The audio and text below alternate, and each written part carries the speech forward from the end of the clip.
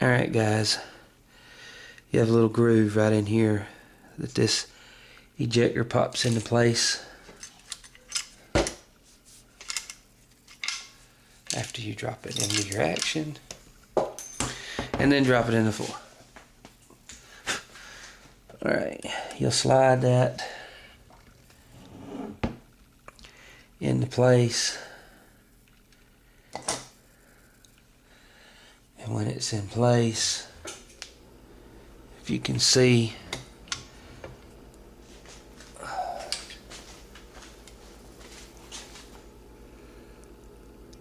how it's into place right here,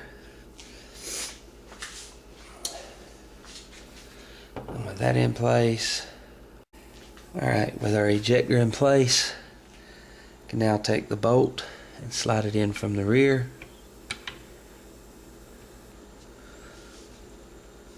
Push down on the hammer just a little bit.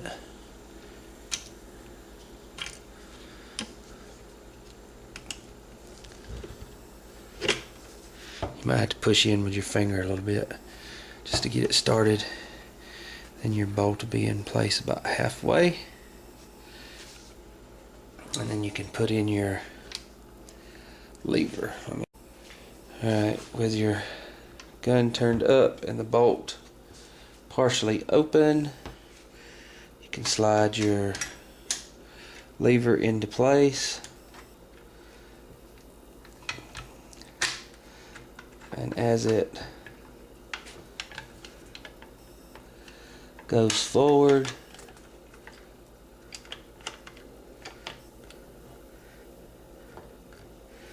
you'll be able to line up your screw.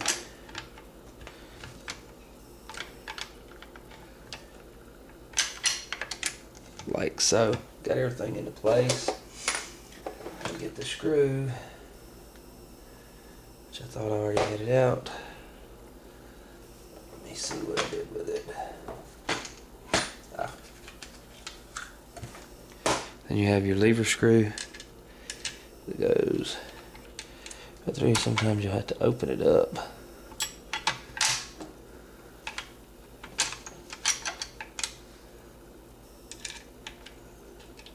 To get it started.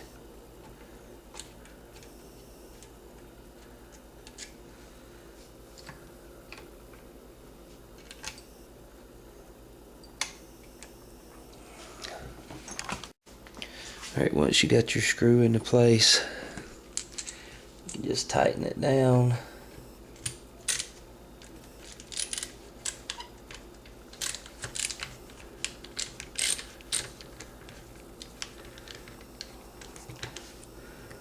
Like so. And everything works like it should.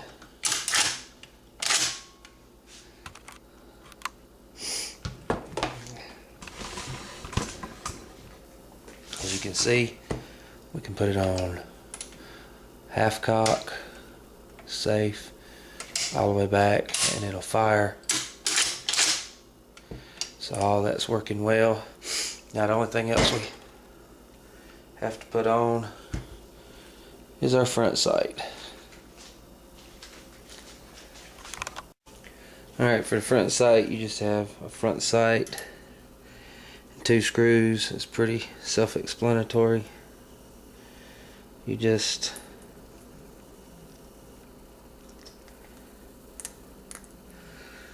put that puppy into place.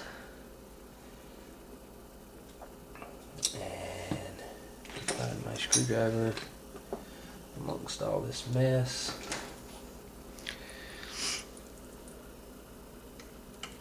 And you just start your screws like so. And you would have a hood that would slide over this, but since this one has been lost, I will have to replace it.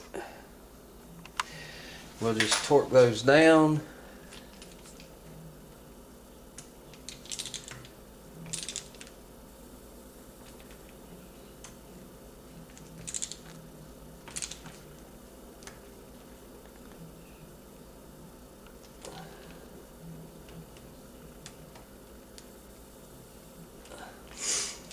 And there we have the Winchester, excuse me, the Marlin 336 completely put back together, minus the top rail. We'll show y'all how to do that if you're interested, but for all intents and purposes this was for the takedown video, reassembly video of this gun. And I hope it helps somebody. Any questions, comments, concerns, PM me, and I'll get back to you as quick as I can with them. Alright, I'm gone.